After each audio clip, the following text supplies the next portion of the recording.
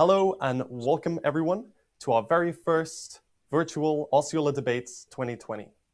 My name is Jordan Monahan. I'm the political correspondent for Osceola Star newspaper. I would like to take this opportunity to thank our event sponsors. Without them, this event would not have been possible. The event sponsors are Kissimmee Utility Authority, Osceola Star newspaper, and Orlando Magic. At this time, I would like to introduce the candidate, Mr. Bill Olson, running for United States Representative, District 9. I would also like to introduce the panelists for this debate, Ms. Sandra Carrasquillo with Axion 97.9 FM. Before we get into the debate itself, I would like to go over the guidelines. Each candidate will have a 1-minute opening statement. A debate with one candidate, a panelist will ask 3 questions total, and the candidate will have 1 minute to answer. After each of the panelists have done asking their questions and all candidates have answered, the candidates will have a 30-second closing statement. There is a time system. This means you have 15 seconds left.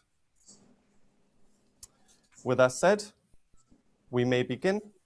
I would like to introduce Mr. Bill Olson to give us your 1-minute introduction. Hi, my name is Bill Olson, and I am the Republican nominee for the 9th Congressional District. On the 18th of August, I lied against 3 other candidates, and I was the victor. I am a retired Army sergeant. I am absolutely not a politician. I did not do this in order to gain power or money. I did this as service. And basically, as a retired Army sergeant, I hung up my uniform just about a decade ago, but we do instead of just the uniform, you have to remember that we take an oath, and that oath of allegiance to the United States of America. And that is the most important thing that we do. And we need to protect America from all enemies, foreign and domestic, and that's why I'm here. Okay, thank you, Mr. Olson. I'd like to introduce our panelist, Ms. Sandra Carrasquillo. If you could please ask your first question. Yes, one of the questions that I have for you and is with the new laws and everything that is going on with COVID-19, what are the new laws that it should be implemented after November 3rd? And I'm talking about masks. What are the new laws for the Osceola County? Well, first of all, there shouldn't be the laws should not change because of the date of an election. That should not have any bearing on how we're dealing with the folks that we're dealing with COVID-19. Excuse me, we've got the gentleman, lady to come by through there. It has nothing to do with the politics. What has to happen is that we have a representative republic where we have local officials who we trust are going to do what is necessary in order for us to get through this pandemic. Now, the good news is that the president and Operation Warp Speed, we are at a situation now where they're already creating millions of doses of an immunization for this with, I think, about 5 different companies that are in the phase 3 testing of this. So that's the good news is that we're about to have a vaccine. And that has nothing to do with President Trump as far as whether or not the vaccine works or doesn't work. The CDC is going to do what they need to do as far as making sure that it is safe. And I trust the CDC to let us know whether or not it's safe or not. Thank you. Ms. Carrasquillo, if you could please ask your second question. In regard to that question, I don't know if you're aware that Johnson & Johnson made a halt, and some other companies made a hold on their vaccine because of problems and the testing. So I don't think the vaccine is going to be in the near future. But the Osceola County has been changing their laws with the mask, and if they're going to fine people or not. What is going to go with that? Well, I don't believe that Osceola County itself can tell its people, its citizens, whether or not they have to wear a mask. Okay. Now, as far as, let's say you come down to 192, you want to go down to the Publix. Well, if Publix wants to say, hey, you have to wear a mask in order to go inside our establishment, I am fine with that, because that is the free market at work. Now,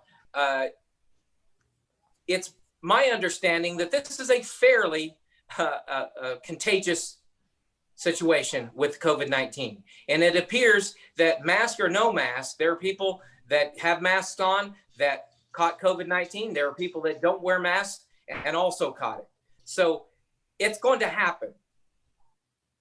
We have to just make sure that we have the people that have comorbidities, people that are having problems, people, let's say, that have diabetes or the elderly, that we protect them the most, and we make sure that they're protected, because they're the ones that are most likely to have a very devastating version of this. There are children, as far as my understanding, children are less than 500 children. Now, we always say this, one child dying of COVID is one too many, but we as humans understand that there is sickness out there, and we just try and make the best of it. And all right, thank you, Mr. Olson. Okay. Ms. Carrasquillo, if you could please ask your third and final question. What is lacking on District 9? What do you think are the improvements that needs to be done in District 9? Well, obviously, we need to get a handle on the amount of people that are moving into the district without the requisite infrastructure that we have. We need to make sure that our county commissions, now we're talking mostly here in Osceola County, but it's the same in Polk County and Orange County. We have situations where we do not have the infrastructure, especially for the traffic that is coming into the area. We've always had this problem, but it gets worse and worse. So we need to worry about that, and we need to make sure that our commissions take that into account whenever they are approving these housing developments to come in. We need to make sure that they're taken care of, and that the housing developments also pay those fees in order for that infrastructure to be built up, so that we can all have a very fine quality of life. Thank you, Mr. Olson. Now, if you could please do your 30-second closing statement.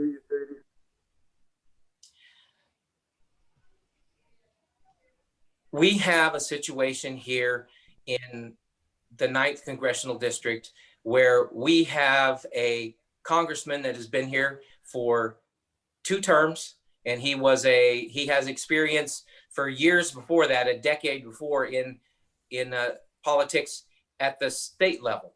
Okay, and we have to, as individuals, figure out whether or not Congressman Soto has completed the missions that we gave him. Okay, I am a sergeant in the United States Army, retired.